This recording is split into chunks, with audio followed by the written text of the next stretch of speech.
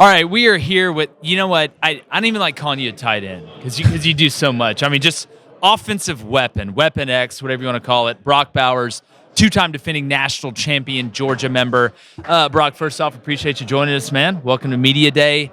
I want to start off just, I'm sure a lot of people have asked you a million things about going into this year and talk about complacency. I want to talk about on-the-field stuff.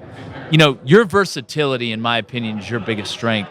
But I think one of the underrated things you bring is that you open up the offense for other players as well. Can you just talk about how much you enjoy watching other people have success? Because the defense is obviously keying on you, and how that helps you guys offensively.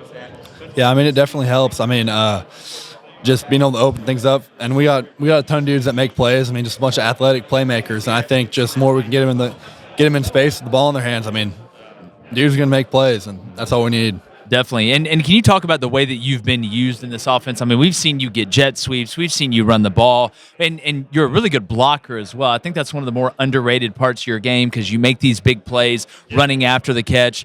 Can you just talk about how much you harp on versatility as a player, which will not only help you here, but in the future when you get there at the next level? Yeah, I mean, I love just doing everything. I mean, I love being put in the backfield. I love being put on the wing. I love being put end line, being flexed out. I mean, it's just fun to do a whole bunch of different stuff and not doing the same stuff all the time. Definitely. Well, you can do it, brother. I love it.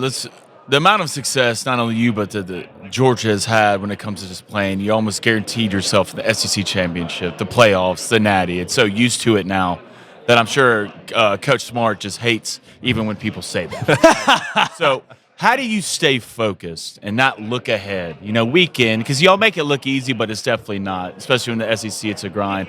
So how do you keep your mind at ease and your focus on each Saturday?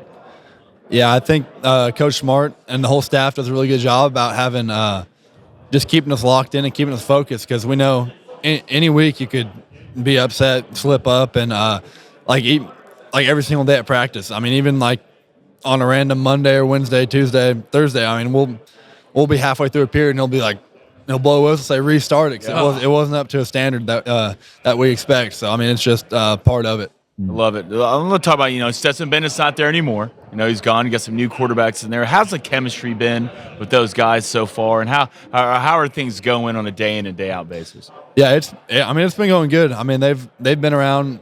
Or Brock and Carson have been around there for 2 years, or my 2 years I've been there, and Gunner's been there for 1. So I mean, they've been around, they've been doing their thing. They're all great quarterbacks, and I mean, I hate to be the one to make the decision on who would start. Yeah, yeah, they're all good.